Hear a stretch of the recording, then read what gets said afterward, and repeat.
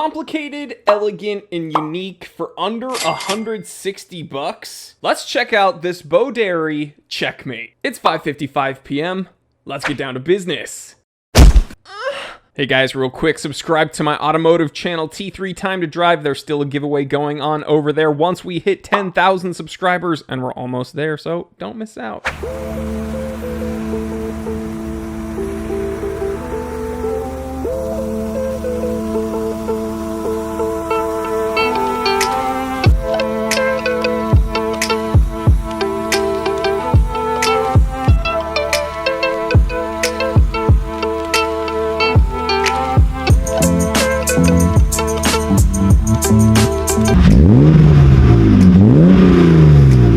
Alright, so here in the office today is this Tiffany blue, although I'm not sure if they're allowed to call it Tiffany blue, but essentially Tiffany blue Checkmate reference number BDA008. It's got a 40 millimeter case diameter. It's 14.35 millimeters thick.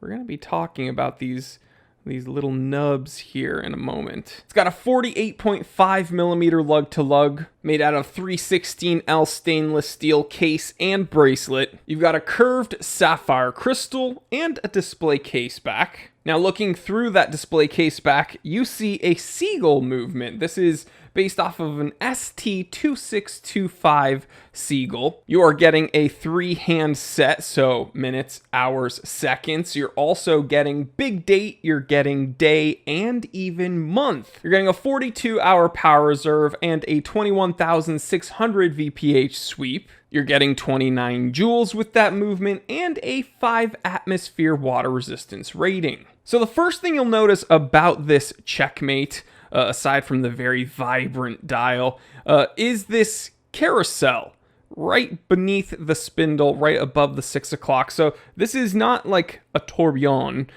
Think of it more as a more interesting open heart. You'll also see right above the spindle, or right below the logo by the 12 o'clock, a big date complication. So I'm going to show you how to set these complications and how this all works.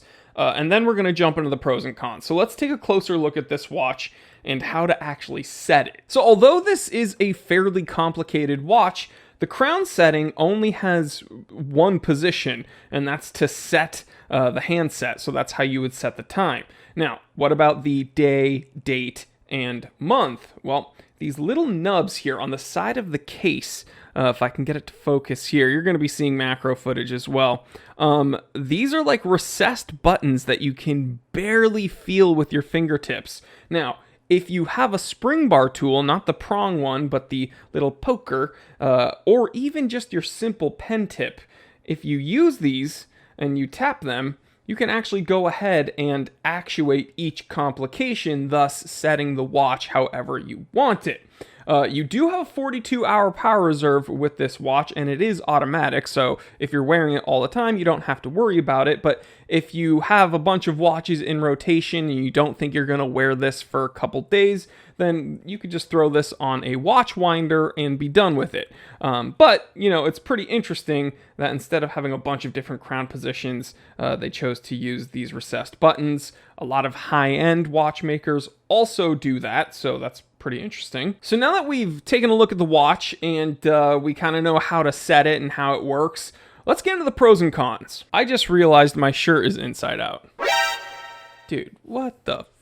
Talk about professionalism. No one told me. No one told me. Cool. Very cool. Oh, also I got a haircut.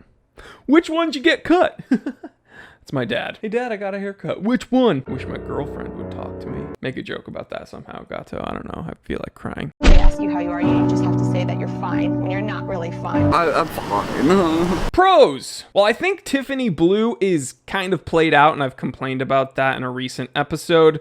It's really not the color that I'm interested in. It's when you look close up at the texturing on the dial. Very nice check texturing, and then the spiral pattern on the subdials and the bordering on the big date. It's all very tasteful, all very impressive, again, for well under $200. And speaking of the big date, that's always welcome. I think it's super unique. I think it's very fun, and I think not enough watches in the affordable entry-level category have that. So I appreciate that. And the final pro is that this bracelet's surprisingly nice. Again, guys, when we're looking at these relatively cheap, affordable entry-level watches, especially with the micro brands, I mean, let's face it, even with brands like Seiko and sometimes even Orient, the bracelets aren't the best. And I'm not going to say this is the best bracelet ever, but it's not a hair puller, and I am a hairy dude.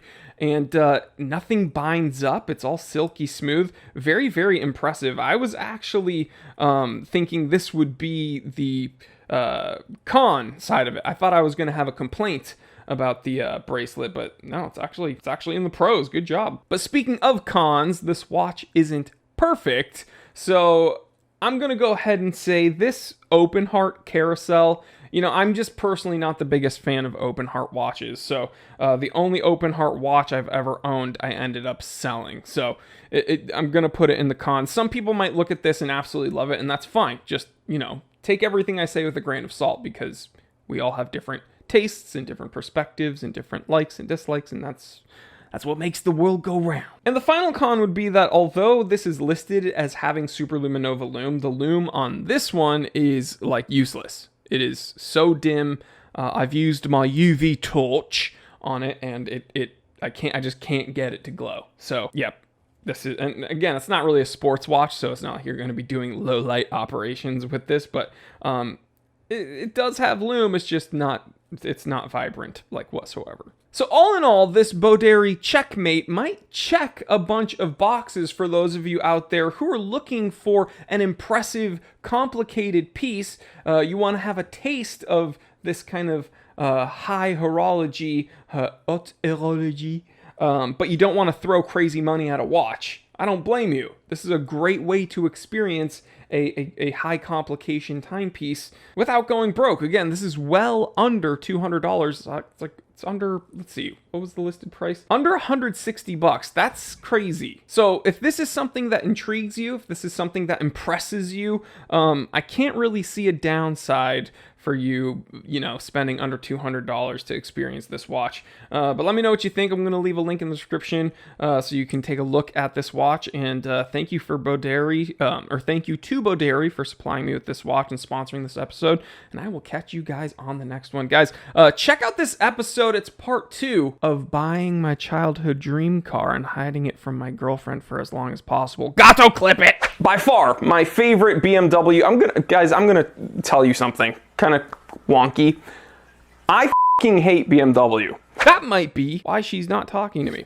Anyway, guys, I absolutely love each and every one of you. Thank you for 200,000 subscribers. The channel keeps growing, and it's all because of you. I will catch you on the next one. Stay happy, stay healthy, stay blessed. I'm Jory Goodman, the Time Teller, and always remember, I didn't invent time.